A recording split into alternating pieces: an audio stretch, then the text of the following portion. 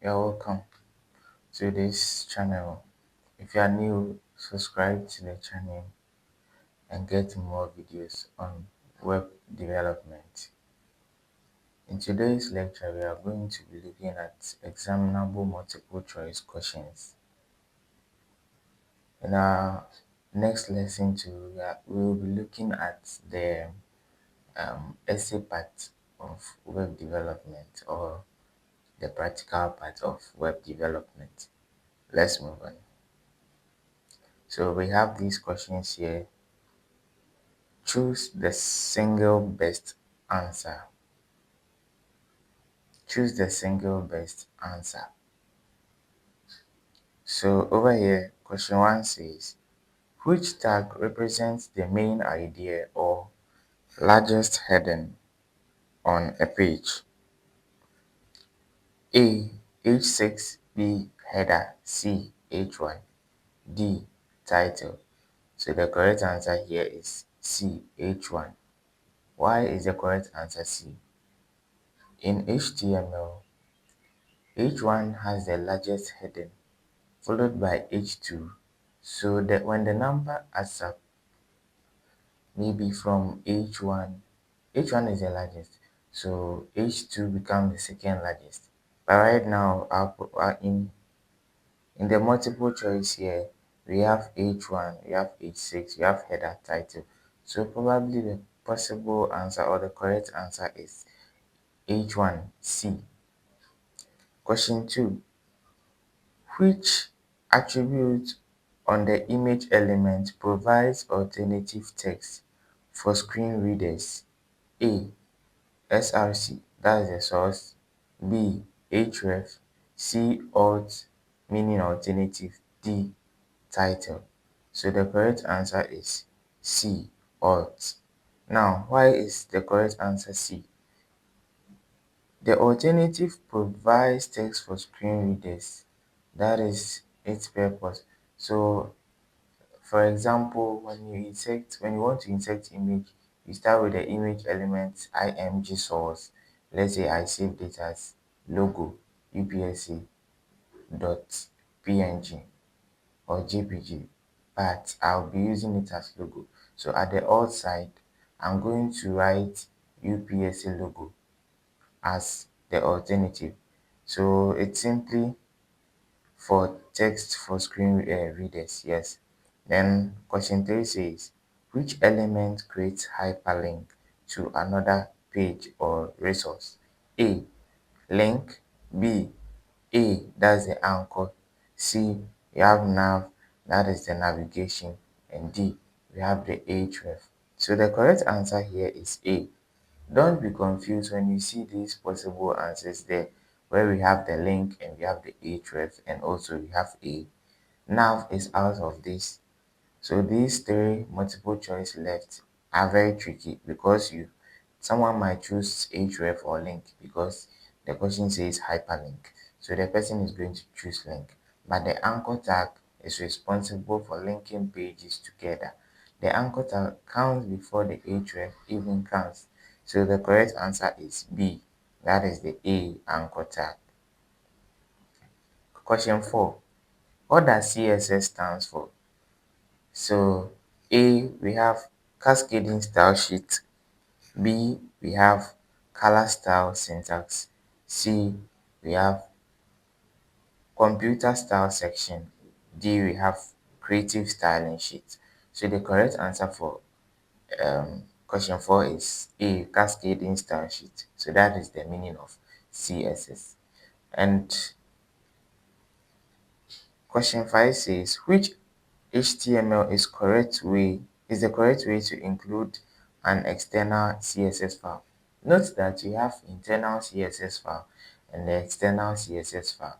The internal CSS file is found inside the same HTML, inside the HTML, but the external HTML is found outside, and before that external HTML affects the internal HTML, unless that external HTML and the external CSS is linked to the HTML. So in other words, somebody might say, then we are supposed to use the anchor tag. No, the anchor tag is for pages linking them together. So HTML, maybe you have HTML, index.html, the other pages, home.html. So if you want to link those pages, that is where you use the A called the anchor tag. Yes, the anchor tag.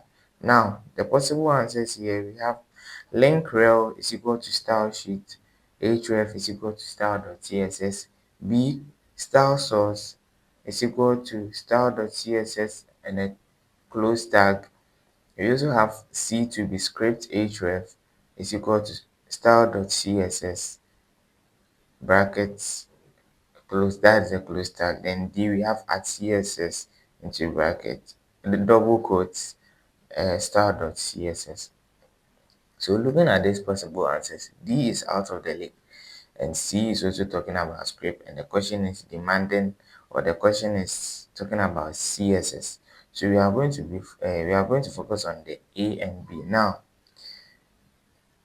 the correct answer is A, because to link the CSS, you need to use the link rel style sheet, then href to be the style.css. So the correct answer here is A. Number 6. In a CSS box model, which layer is the farthest from the content? So A we have padding, B we have content, C we have border, D we have margin. So the correct answer is margin. Question 7. Which CSS property centers inline text horizontally inside a block? A we have align items, that is center. B we have text align center. C we have justify content center, and D we have vertical align middle. So the correct answer here is text align. Why didn't we choose to align items, or if why didn't we say justify content center? Now let me explain the justify content. If you want to use the justify content, we have another way, or you have to state display to be flexible before you use the justify content. If you use the justify content alone, the text is not going to, the actual position for a text is at the left side. So if you want to move the text to the center, you have to, and when you want to use the justify content, first you have to state display to be flexible, so that when you use the justify content center, the text will move from the left to the center. Now we also have text align here. So the text align, you don't need to write any line of code like display flex. No, you just write text align center and it will move straight from the right to the left. So here the correct answer is B, text align center. Number 8. What does display flex do for an element? Yes, so as you say, it makes it flexible, right? So let's look at the possible answers here. We have A, hides the element. B, makes the element a flexible container for its children. C, makes text bold. D, converts the elements to inline text. So the correct answer here is B, makes the element a flexible container for its children. Question 9. Which which of the following is not a JavaScript primitive data type? Primitive data type. So we all know data types when we in Python, for example. Sorry if I taking you far. In Python, we have data types also there, and we have a lot. But here the question says the primitive data types in JavaScript. Now the Boolean is a data type, number is also a data type, a string is also. So a primitive data type, not a primitive. So element is probably the correct answer. That is D. Number 10. What is the correct syntax to declare a function in JavaScript? So A, we have function is equal to my func. Then B, we have func my func. C, we have define my func, and C, we have function is equal to my func.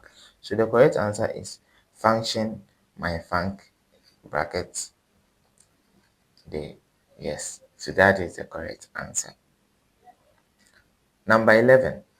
Which method selects the element with the ID meaning? So here the documents yeah.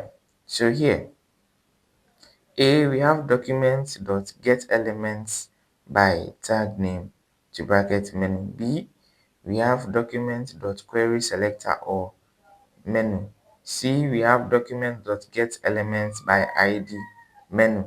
D, we have documents dot get elements by class name menu. So the question says element with ID. So probably the possible answer or the correct answer is going to be C. That is documents dot get element by ID to bracket menu. Number 12.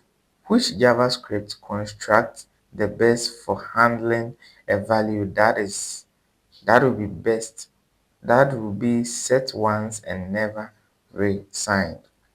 So A, we have the let, B, we have the var to be variable, C, we have const to be constant, and D, we have static. So the correct answer will be C, const. Make it constant. Now, number 13. Which HTML element is used to group inline text but has no semantic meaning?